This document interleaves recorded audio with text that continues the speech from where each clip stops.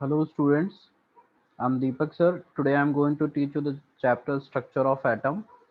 Basically सबसे पहले इसमें हम जानेंगे एटम है होता क्या है। तो बच्चों atom is a smallest part of an element. किसी भी एलिमेंट का स्मॉलेस्ट पार्ट होता है उसको हम एटम बोलते हैं। It is spherical in shape, spherical होता है ये शेप में। ठीक है, आपको पता है कि जो एटम होता है इसके अंदर 3 टाइप्स के पार्टिकल्स होते हैं। एक इलेक्ट्रॉन होता है, एक प्रोटॉन होता है, एक न्यूट्रॉन होता है। इनको हम कलेक्टिवली बोलते हैं सब एटॉमिक पार्टिकल्स। क्या बोलते हैं बच्चों? सब एटॉमिक पार्टिकल्स। ठीक है, आपको लोकेशन भी पता है कि न्यूक्लियस जो होता है हमारा, न्यूक्लियस के अंदर रहते हैं प्रोटॉन प्लस न्यूट्रॉन। ये कहाँ रहते हैं? न्यूक्लियस के अंदर। और इलेक्ट्रॉन कहाँ रहता है? शेल्स में। आपको पता है एटम में सेंटर में हमारा न्यूक्लियस होता है, उसके चारों तरफ सर्कुलर पाथ होता है जिसको हम लोग शेल्स बोलते हैं।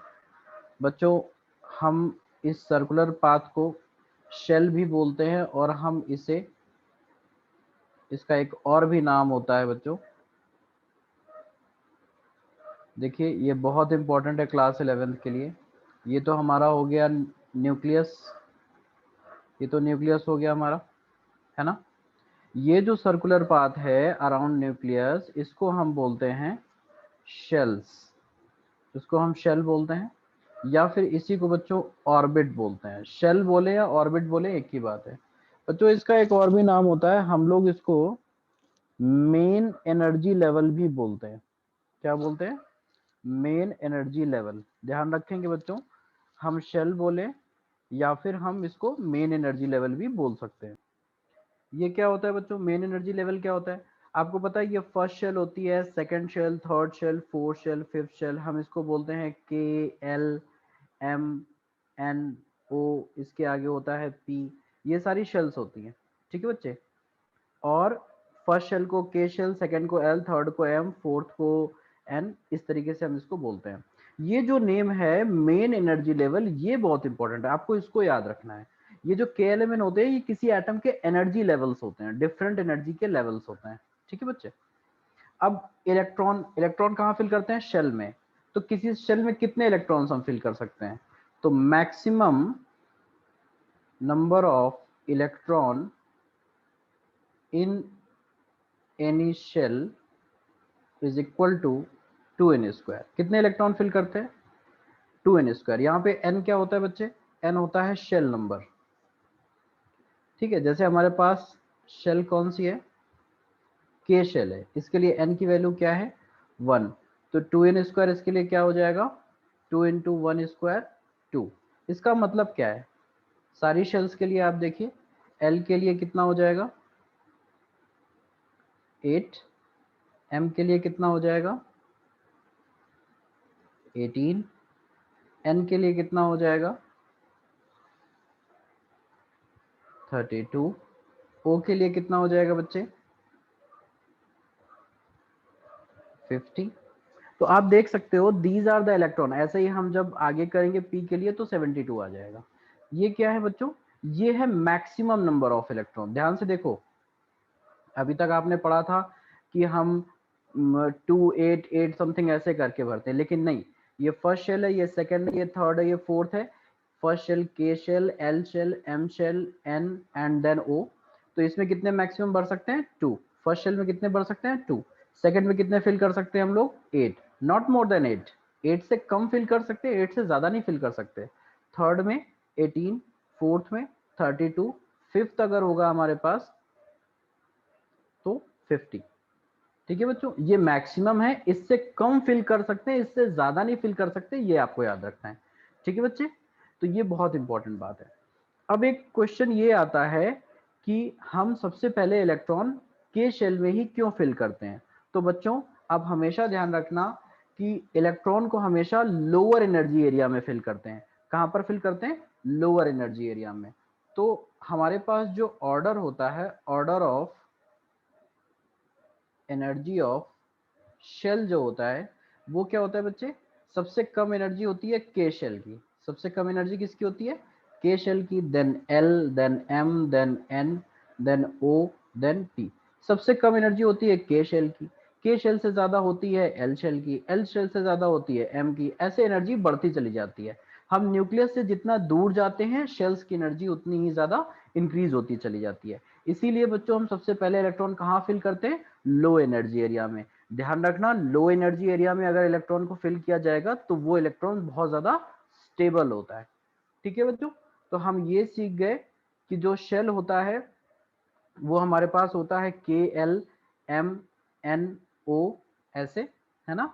और इसमें मैक्सिमम इलेक्ट्रॉन कितने फिल कर सकते हैं? अगर मैक्सिमम इलेक्ट्रॉन की हम बात करें बच्चे, तो इसमें 2, 8, 18, 32, 50, ये मैक्सिमम इलेक्ट्रॉन हम फिल कर सकते हैं शेल्स में।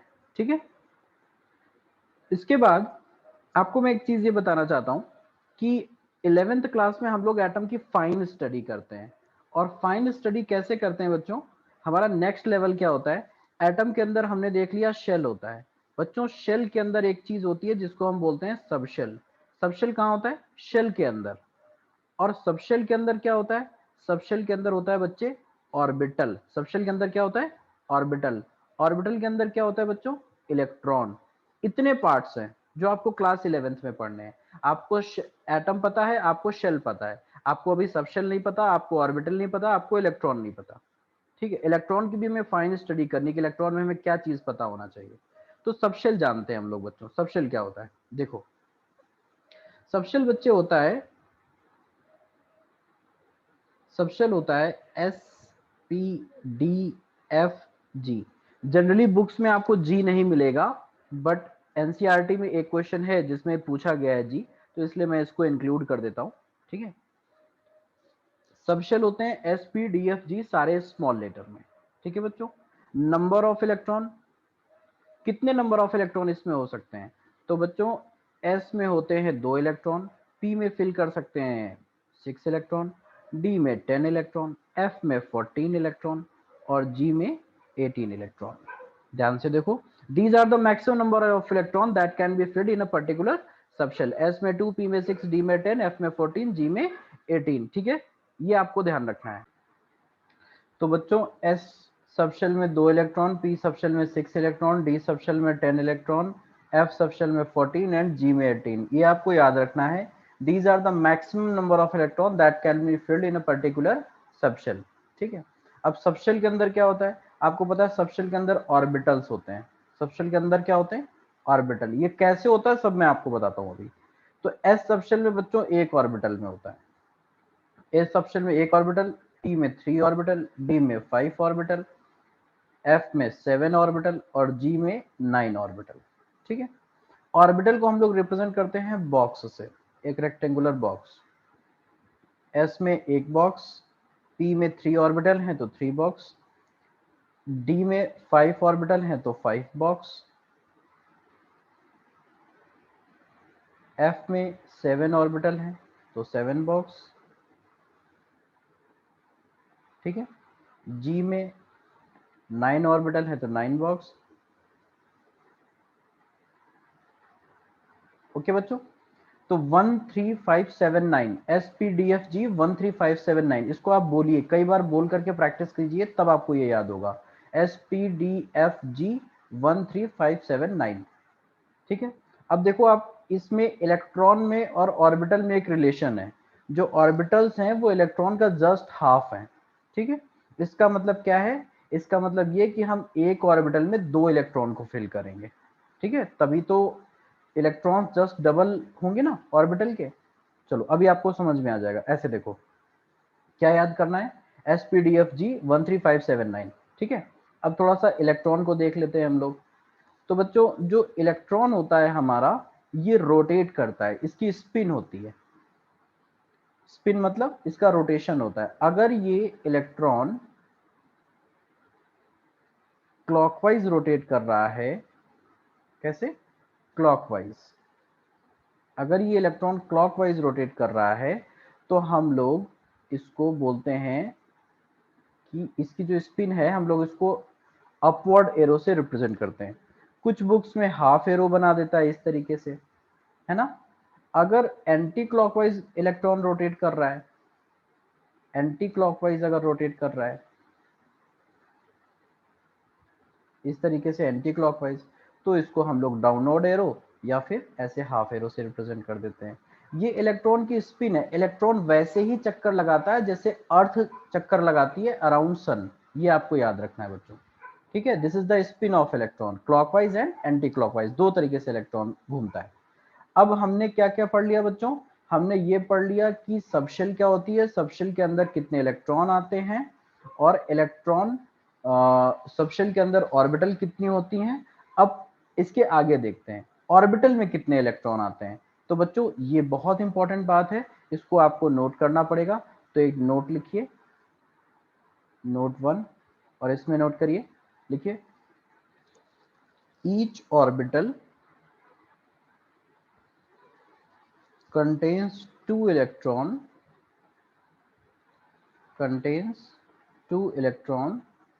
with opposite spin। Opposite spin के साथ दो इलेक्ट्रॉन होते हैं उसमें। जैसे हमारे पास s ऑर्बिटल थी, दो इलेक्ट्रॉन फिल कर सकते हैं, ऐसे बनेंगे, एक क्लॉकवाइज एक एंटी क्लॉकवाइज।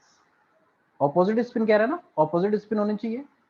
p में 3 सबशेल थी, है ना बच्चे, तो 3 में कैसे बनेंगे, clockwise clockwise clockwise, anti clockwise anti clockwise anti clockwise. ये ध्यान रखना है। p सबशेल में 6 इलेक्ट्रॉन मैक्सिमम हो सकते हैं, s में 2, p में 6, d में 10।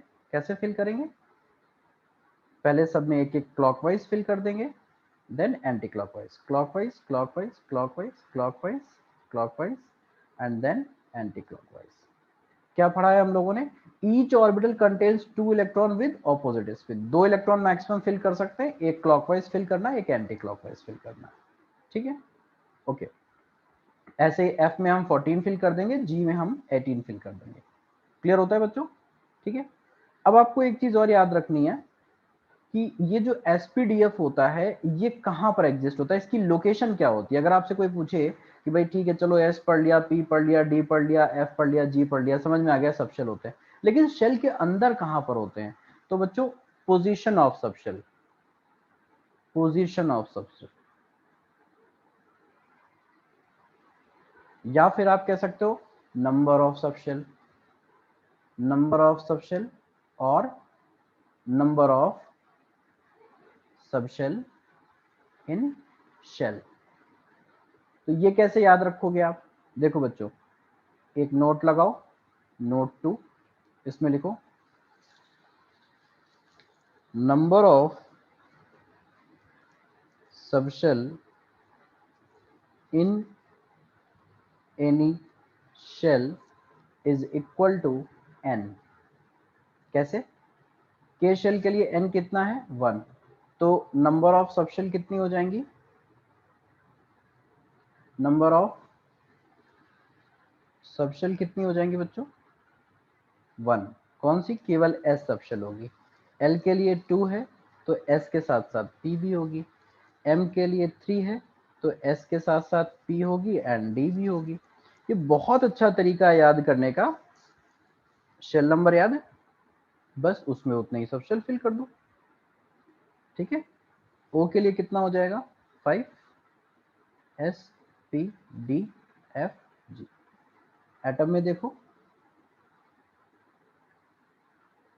1 2 3 4 इस तरीके से होता है ना, इसमें केवल S सबशेल, इसमें S के साथ P सबशेल, इसमें S के साथ P के साथ D सबशेल, इसमें S P D F, ठीक। नेक्स्ट वाले में G भी हो जाएगा, है ना बच्चों। तो ये आपको याद रखना है, ये बहुत इंपॉर्टेंट चीज है। जितने जो जिस नंबर की शेल होगी उसमें उतने ही सबशेल होंगे। फर्स्ट नंबर की शेल है, फर्स्ट मतलब 1 सबशेल, सेकंड में S and P 2 subshell, third में एसपीडी 3 सबशेल, फोर्थ में एसपीडीएफ 4 सबशेल, ठीक है बच्चों। अब हम क्या करते हैं, ध्यान से देखो, हम लोग ये जो शेल नंबर होता है इसको सबशेल के साथ लिख देते हैं ऐसे। ऐसा इसलिए ताकि बहुत सारे सबशेल हमारे पास हो गए ना, इनको हम डिस्टिंग्विश कर पाए, इनको पहचान पाए कि कैसे किस सबशेल की हम बात कर रहे हैं, 3 वाले एस की बात कर रहे हैं या 2 वाले एस की बात कर रहे हैं, है ना। तो हम क्या करते हैं, शेल नंबर को सबशेल के आगे लिख देते हैं, है ना। अब देखो, तो एक बार आप इसको, इन सब चीजों को ना आप लिख के देखिए, पहले एक बार प्रैक्टिस करिए, ठीक है, एनालाइज करिए कि आपने क्या क्या पढ़ लिया। तो चलो देखते हैं हमने क्या क्या पढ़ लिया। हमने बच्चे ये पढ़ लिया कि एटम क्या होता है, हमें पता है smallest part of an element, ध्यान से सुनना। उसके बाद हमने शेल पढ़ लिया। शेल में हमने क्या पढ़ा कि हमारे पास K L M N O P ये शेल होती हैं। इनमें मैक्सिमम इलेक्ट्रॉन कितने फिल करते हैं, 2n²। सबसे पहले के शेल में क्यों फिल करते हैं, क्योंकि के लोएस्ट एनर्जी का होता है। उसके बाद हमने पढ़ा सब शेल। सब शेल में हमने क्या पढ़ा, सब शेल क्या होता है बच्चे, sp d f g होता है सब शेल। इसमें कितने इलेक्ट्रॉन बढ़ते हैं, 2 6 10 14 18 इलेक्ट्रॉन फिल करते हैं। ऑर्बिटल इसमें कितनी होती हैं, शेल, सब शेल के अंदर क्या होता था, ऑर्बिटल। s में 1 ऑर्बिटल, p में 3 ऑर्बिटल, d में 5 ऑर्बिटल, f में 7 ऑर्बिटल और g में 9 ऑर्बिटल। उसके बाद हमने पढ़ा इलेक्ट्रॉन। इलेक्ट्रॉन की दो तरह की स्पिन, क्लॉकवाइज है तो अपवर्ड एरो बनाएंगे, कंप्लीट एरो या हाफ एरो, और अगर डाउनवर्ड है तो हम लोग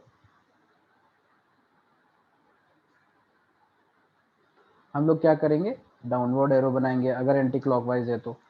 ठीक है बच्चे, ये चीज हमने इतना पढ़ लिया है। ठीक, और हमें पता है जिस नंबर की शेल होगी उसमें उतने ही सब शेल होंगे, मतलब number of subshell in any shell is equal to shell number. तो हम लोग अब कुछ चीजें देख लेते हैं यहाँ से। सबसे पहली चीज, number of subshell in any shell is equal to n। दूसरा, अगर आपसे कोई पूछे number of orbital in any shell, orbital कितने होंगे, तो बच्चे डायरेक्ट फॉर्मूला होता है n²। अभी मैं आपको बताऊंगा n² कैसे होता है, ठीक है। और number of electron in any shell, ये कितना होता है, 2n²। ये तीनों फॉर्मूले बहुत काम के हैं। Number of orbital in any shell n², number of subshell in any shell n, और number of electron in any shell 2n²। तो बच्चों हम लोग ये इतना बहुत इंपॉर्टेंट नॉलेज अभी ले चुके हैं इस क्लास में, और इसके आगे हम लोग ये देखेंगे कि इलेक्ट्रॉनिक कॉन्फ़िगरेशन हम कैसे करते हैं, सबशेल में इलेक्ट्रॉनिक कॉन्फ़िगरेशन कैसे करेंगे, उसके लिए कौन कौन से रूल्स हैं, ये सब हम लोग देखेंगे नेक्स्ट क्लास में। ओके बच्चों, थैंक यू सो मच।